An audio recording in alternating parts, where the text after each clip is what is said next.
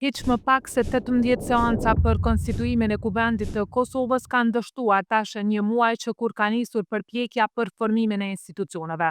Partia fituese e zgjedhjeve të fundit, Lëvizja Vetëvendosje, po vazhdon të këmbgul në kandidaturën e saj për kryetare të Kuvendit Albulena Haxhiun, emër ky që po kundërshtohet kategorikisht nga partitë tjera parlamentare.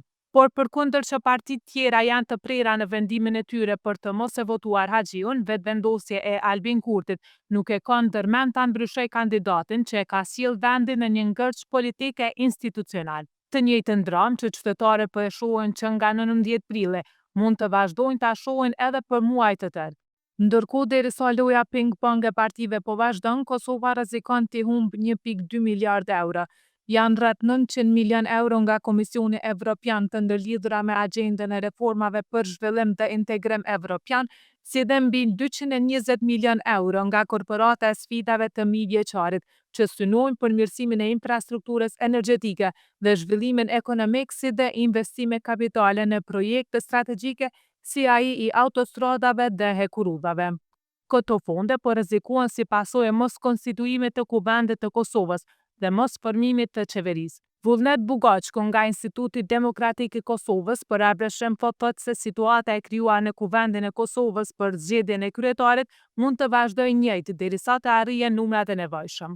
Kjo pasi sipas tij Kushtetuta e Kosovës nuk parasheh alternativë tjetër. Kushtetuta e Kosovës dhe rregulloria e Kuvendit nuk parashojnë ndonjë afat ligjor se deri kur mund të shkojë kjo situatë në këtë formë siç po ndodh tani. Ligjërisht, Kuvendi duhet të mbledhej çdo 48 orë për ta zgjedhur kryetarin dhe nënkryetarin, dhe rrjedhimisht kjo çështje do të vazhdojë në këtë formë derisa të arrihen numrat për zgjedhjen e tyre. Sipas tij, nëse presidentja e vendit Vjosa Osmani nuk arrin që edhe pas ndonjë takimi të mundshëm në të ardhmen me liderët e partive politike të arrijë ndonjë marrëveshje për zhbllokimin e situatës, duhet të shihet opsioni i dërgimit të çështjes në gjykatën kushtetuese.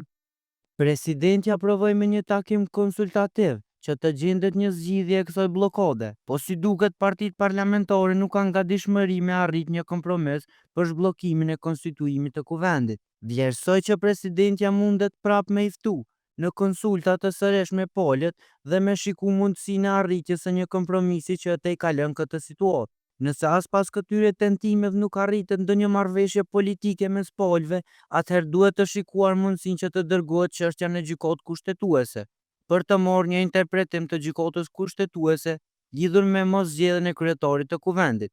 Ai theksoi se vendi nuk mund të shkojë në zgjedhje për faktin se duhet të konstituohet Kuvendi fillimisht, në atë mënyrë që të hapet rruga ligjore e kushtetuese për procesin zgjedhor.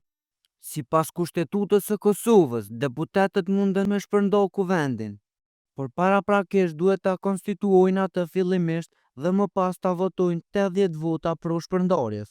Kështu që nën këto kushte për momentin nuk ka ndonjë formë apo mënyrë se si të shkojmë në zgjedhje dhe varet krejtësisht nga vullneti politik i partive parlamentare. Një zgjidhje nuk e sheh as analistja politike Makbule Shkodra, e cila është kundër shkuarjes në zgjedhje, pasi sipas saj e njëjta situatë ka gjasa që të ripërsëritet. Në asnjë mënyrë të jetë opsion shkuarja në zgjedhje, dhe pse prej asaj që po shohim po vërehet që Lëvizja Vetëvendosje nuk i ka votat për themelimin e qeverisë dhe ka gjetë këtë hapësirë ligjore për të zvarrit. Unë jam gjithmonë kundër shkuarjes në zgjedhje të reja, por duhet ta zgjidhim këtë situatë, sepse nëse shkojmë në zgjedhje të reja dhe nëse arrijmë në rezultat të ngjashëm, kështu përsëri do të kthehemi në ngërç të njëjtë. Dështimi i mundshëm edhe i seancave të ardhshme sipas saj mund të vazhdojë deri në pafundësi. Pasi që në këtë çështje nuk janë të specifikuara afatet kohore, ata mund të vazhdojnë kështu kush e di sa pa u ndalur. Ne e shohim se në rregullorën e punës se duhet të takohen çdo 48 orë maksimumi, por kjo nuk e pengon që të takohen pas një ore, pas 2 ore dhe pas një dite. Kështu si ka filluar mund të vazhdojë deri në pafundësi, deri të shohim një moment që nuk ka rrugdalje. Ai thotë se presidentja Vjosa Osmani nuk mund të ndikojë në zgjidhjen e kësaj situate. Unë po besoj që të gjithë kanë shkuar për ta respektuar si presidente, por jo për ta pritur që do të ketë ndonjë ndikim në zgjedhjen e ngërçit politik. Ndryshe, pas zgjedhjeve të 9 shkurtit 2025, Kuvendi i Kosovës është bllokuar në një ngërç institucional të tillë. Partia e parë Lëvizja Vetëvendosje fitoi 48 ulse në Kuvend nga 120 sa janë gjithsej, duke mbetur pa shumicën e nevojshme për të formuar institucionet. Vetëvendosja ka kërkuar mbështetje nga deputetët e pakicave, por ende nuk ka arritur të sigurojë numrin e nevojshëm të votave. Pas disa dështimeve, Kurti dërgoi letër dhe e ftoi në takim kriun e LDK-s Lumir Abdigjiku, i cili nuk shkoi në takim, por në një përgjigje e ftoi për një qeveri gjithëpërfshirëse, gjë e cila nuk u aprovua nga vetëvendosja. Në këtë kontekst, deputetët arritën të japin betimin e tyre me 19 prill 2025, por duke dështuar të zgjedhin kryetarin tash 18 herë.